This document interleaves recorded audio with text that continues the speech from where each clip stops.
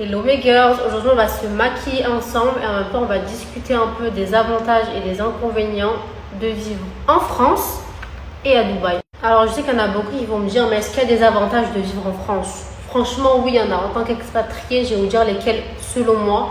Alors premier avantage en France déjà c'est le climat. Ce qui me manque c'est les saisons, de vivre l'hiver, le printemps, l'été, l'automne. C'est vrai qu'ici à Dubaï il fait chaud toute l'année, c'est l'été toute l'année. On reste sur le climat et ici à Dubaï, il faut savoir que le soleil se couche très tôt. À 18h30, il n'y a plus de soleil, il fait nuit.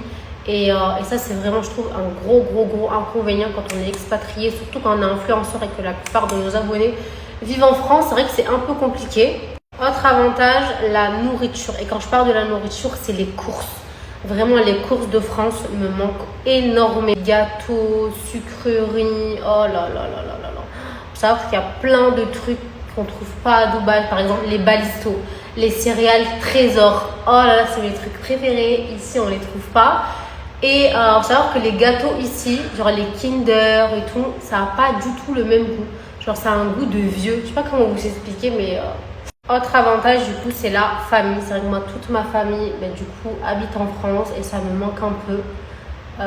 Les moments en famille, les repas chez ma grand-mère. Ou même quand tu t'ennuies, tu vas te poser chez ta mère, faire du shopping avec tes sœurs et tout. Avantage en France que je mettrais aussi comme inconvénient parce que je sais qu'il y en a beaucoup qui se plaignent de ça, c'est les soins qui sont ici payants et les écoles. Mais moi, je préfère payer et avoir de la qualité que ne pas payer, sachant que vous payez quand même parce que vous avez la carte vitale et tout ça. En vrai, vous pensez que vous ne payez pas, mais vous payez. Et les soins en France, ça reste quand même, je ne vais pas dire que c'est catastrophique parce qu'on est tombé dessus, mais quand tu dois être en urgence et que tu dois attendre des 7 heures, je trouve que c'est abusé. Et à savoir que c'est pas du tout la faute du personnel, c'est juste qu'ils sont en sous-effectif, les pauvres, et que malheureusement les patients, même si c'est urgent, tu dois attendre 7 heures en urgence. Donc moi je préfère payer les qu'on prenne en charge tout de suite. Pareil pour les écoles, savoir qu'ici les écoles c'est très cher, c'est environ 1000 € par enfant, ça dépend lesquels. Moi je sais qu'en ce moment je paye 1000 € par enfant, ils sont en crèche.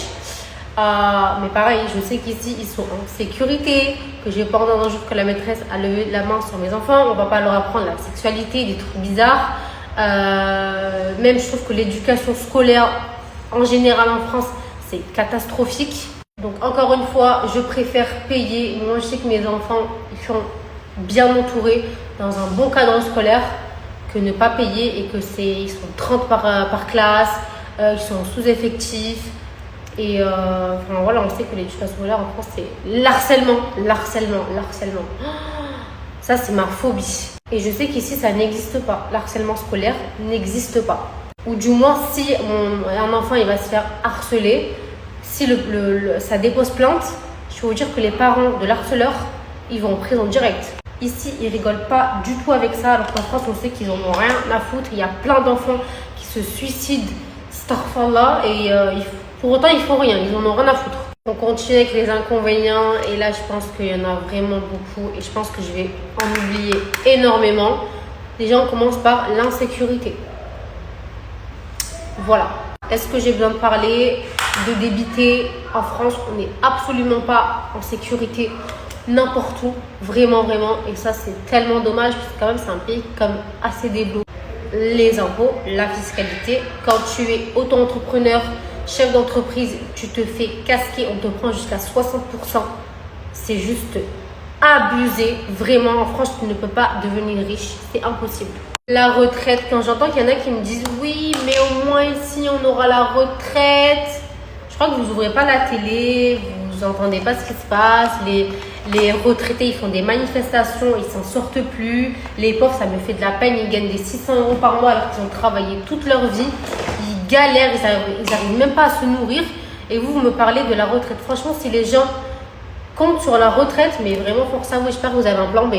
Un truc qui m'énerve aussi et que je trouve tellement injuste, c'est, vous savez, quand vos parents ils veulent vous déléguer leur maison qu'ils ont achetée, qu'ils ont payée. En gros, quand l'enfant il veut récupérer la maison, il doit payer, je crois, 60%. ou un truc comme ça, je ne sais pas combien de pourcents exactement, mais une somme astronomique. Donc, même l'héritage, même quand en France on hérite de quelque chose, il faut payer.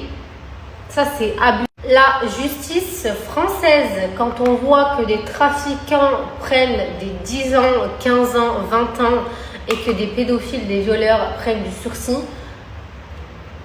que dire de plus? L'oppression, le racisme que vivent quotidiennement les musulmans de France qui ne peuvent pas porter leur voile librement, à savoir que la France est un pays laïque. Parce que vous savez, la dernière fois j'ai fait une story, j'ai dit qu'en gros à Dubaï tu peux pas t'habiller comme tu voulais, quand tu vas en mall tu dois être un minimum couvert, tu peux te prendre une amende, etc. Et on m'a dit ouais en France c'est pareil, alors pourquoi vous plaignez les musulmans? Mais ça n'a rien à voir. Dubaï, enfin les Émirats, c'est pas un pays laïque. La France oui, donc il ne faut pas comparer l'incomparable.